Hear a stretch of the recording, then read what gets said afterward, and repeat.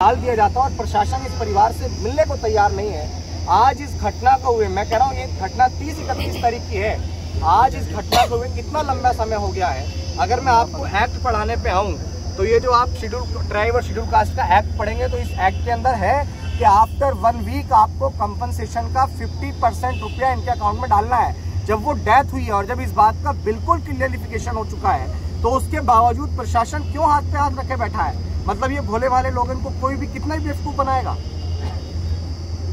और उसके बाद जब पोस्टमार्टम रिपोर्ट आएगी उसके बाद जो आफ्टर 50% बचा हुआ है, चार्जशीट देने से पहले उनको वो देना है। लेकिन ये परिवार बैठा हुआ है, इनको SC/ST एक्ट में जब ये पूछ रहे हैं कि आपने एक्ट में FIR की तो उनसे बोला जा रहा है कि की है तो उसकी कॉपी क्यों नहीं देना है भाई प्रशासन के लोग? यानी कि इनको बकाया जा रहा है या तो प्रशासन किसी के दबाव में काम कर रहा है। और अगर प्रशासन ये कहे कि हम दबाव में काम नहीं करते हैं तो फिर आप दबाव में काम नहीं कर रहे हैं तो फिर इस परिवार की मदद क्यों नहीं कर रहे हैं? अभी तक क्यों यहाँ कोई नहीं आया है? मैं भी यहाँ बैठा हूँ, दिल्ली से चल के आया और यहाँ के अधिकारी CO साहब और तमाम लोग अपने ऑफिस अपने AC वाले कमरों को छोड़ के आने को तैयार नहीं। क्या बात हुई है आपकी प्रशासन से? मेरी अभी CO साहब से बात हुई है, उनका मेरे किसी एक जवाब का सवाल का उनके पास जवाब नहीं था।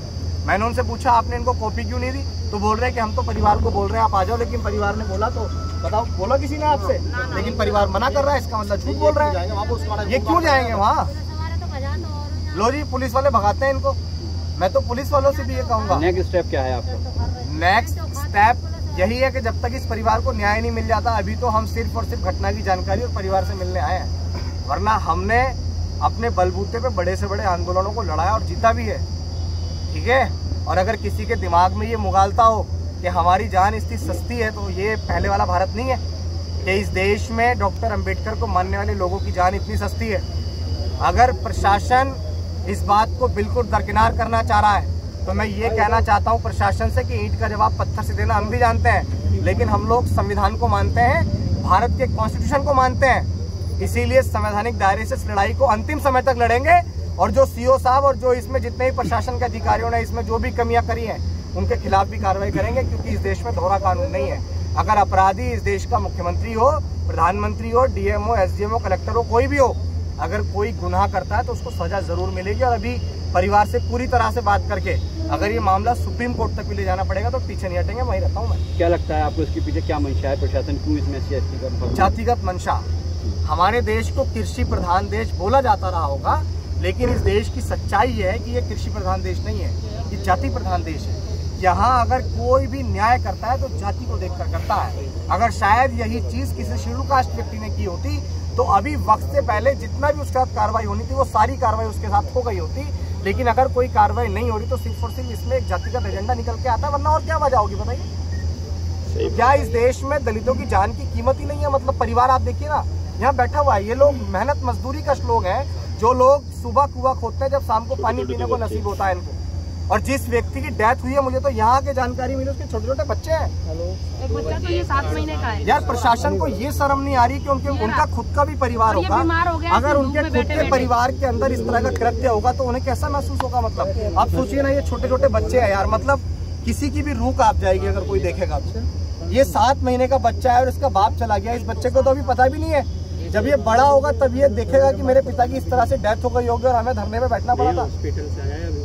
आप बताइए ना, मतलब प्रशासन को आपसे पत्रकार बंधुओं से आपसे मेरा ये कहना है कि आप हमारी इस मांग को तमाम लोगों तक पहुंचिए और प्रशासन से आपकी बातचीत हो तो आप उनसे लोकतंत्र का चौथा स्तंभ होने के नाते, क्योंकि नेशनल मीडिया तो हमारी खबरों को करता ही नहीं है कवरेज, लेकिन आप जैसे मीडिया बंधुओं की वजह से हमारी खबरें थोड़ी सी चल जाती हैं। तो आपसे भी निवेदन है कि आप प्रशासन के उन तमाम लोगों तक इस घटना को पहुंचाएं और निवेदन करते हुए पहुंचाएं कि भाई वो परिवार है उसको न्याय मिलना चाहिए, क्योंकि उसके साथ गलत हुआ है। ठीक। और हम ये भी बता दें आखिरी में कि हम लोग कुछ भी सहन करके बर्दाश्त करके अब बैठने वाले लोग नहीं हैं। अगर पूरे अलीगढ़ को जाम करना पड़ा तो संकोच नहीं करेंगे, पूरे देश से लोग बुलाएंगे। हमारा कैडर बहुत बड़ा है, अभी तो सिर्फ बात करने आए और हम कानून को अपने हाथ में नहीं लेना चाहते हैं। और अगर प्रशासन चाहता है कि इस जिले की कानून व्यवस्था बनी रहे तो प्रथमतः वो सबसे पहले तो इस पर जितनी भी कार्रवाई होनी है वो सारी कार्रवाई सुनिश्चित करके इस परिवार को सह सम्मानित धरना स्थल से उठा के इसके घर पहुंचाए।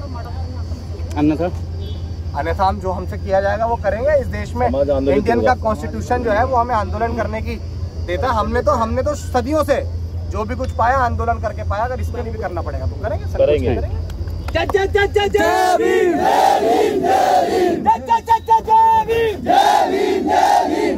भैया पानी की बोतल देना, पानी की बोतल, ये ज्यादा चिल्ड है। ये देखिए